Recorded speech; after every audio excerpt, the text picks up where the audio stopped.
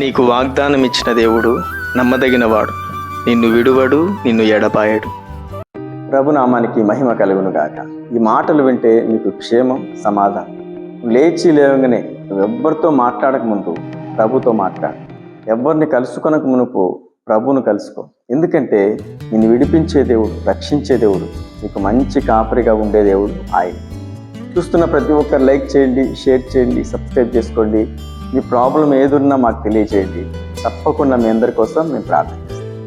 చదువుకుందాం. ఈ ఉదయకాలం ప్రభు నీకు ఇస్తున్న శ్రేష్టమైన మాట యెషయా గ్రంథం 51వ అధ్యాయం 7వ వచనం.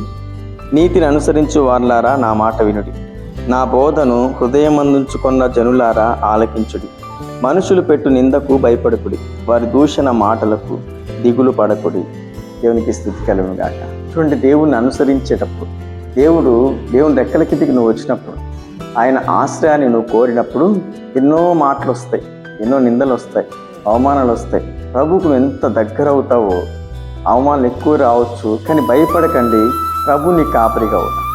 ప్రతి మాటకు, ప్రతి నిందకు, అపవాది వేసే ప్రతి బాణము ఏది నీకు తగలకుండా ప్రభు నీకు చుట్టూ ప్రాకారమై ఉన్నాడు. ఎందుకంటే ఆయన రెక్కల కిందికి వచ్చావు.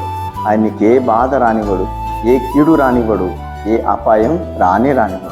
ఎందుకంటే ఆయనే నీ కాపరిగా ఉన్నాడు. కాబట్టి కాపరి ఏ గొర్రెలైనా పోగొట్టుకుంటాడా?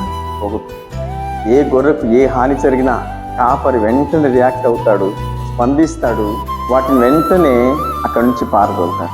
ఈరోజు నీకు సమస్య రావచ్చు, అవమానం రావచ్చు, నింద రావచ్చు. ఎవరి వైపు చూడాలా? కాపరి వైపు చూడు. ఆయనే చూసుకుంటాడు. నీ సమస్యను సమాధానంగా చేసేది, నీ ఇబ్బందిని ఆశీర్వాదకరంగా మార్చేది ఆయన. ఎందుకంటే ఆయన నమ్మదగిన దేవుడు. శిష్యులు యేసుక్రీస్తు ప్రభు మరణించి తిరిగి లేచి ఆరోహణమైన తర్వాత శిష్యులు సువార్త ప్రకటిస్తున్నప్పుడు వారికి ఎన్నో అవమానాలు, ఎన్నో బాధలు, ఎన్నో నిందలు, ఎన్నో దెబ్బలు కూడా వారి ముందుకు వచ్చాయి. కానీ వారు భయపడలేదు. ఏదొచ్చినా వారు ప్రభువైన యేసుక్రీస్తు వైపు చూస్తూ సంతోషిస్తూ ముందుకెళ్ళారు. అందుకే వారిని నిందించిన వారందరూ, అవమానపరిచిన వారందరూ వారే వీరి దగ్గరకు వచ్చి, మీ దగ్గర మహిమ ఉందయ్యా, మీ దగ్గర స్వస్థత ఉందయ్యా, మా జీవితాన్ని మార్చేది మీ మాటలు మాకు కావాలని వారే శిష్యులను వెంబడించారు. వారి దగ్గరికే వచ్చి వారు స్వస్థత పొందారు. ఎవరైతే అవమానపరిచి, గాయపరిచి, కొట్టారో వారి దగ్గరకు వచ్చి, మమ్మల్ని స్వస్థపరచవా అని శిష్యులను అడుగుతున్నారు. ఎందుకు? దేవుని శక్తి ప్రభావంతో వాళ్ళ ముందు కొనసాగించబడుతున్నారు.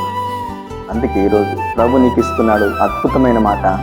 ఏదొచ్చినా భయపడుతూ, ఎవరైతే నిన్ను నిందించి అవమానించారో వారే నీ దగ్గరికి వచ్చి, మా కోసం ప్రార్థన చేస్తావా అని అడిగే రోజు వచ్చేలా ప్రభు చేయదు.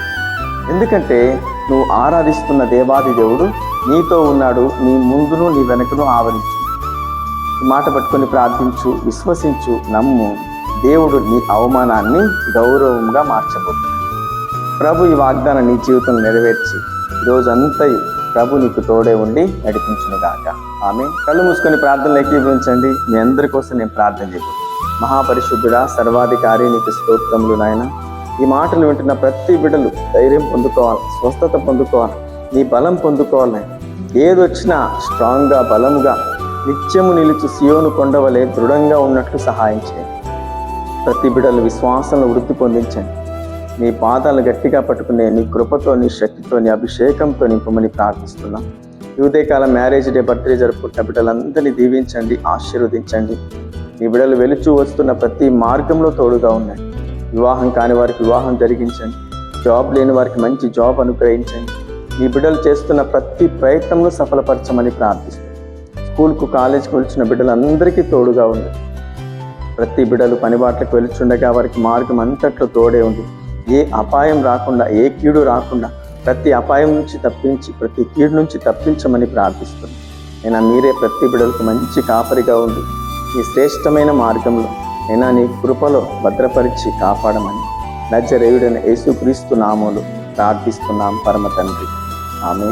ఈ వాగ్దానం వీడియో చూసిన మనందరినీ ప్రభు దీవించి ఆశీర్వదించును గాక. ఆమె.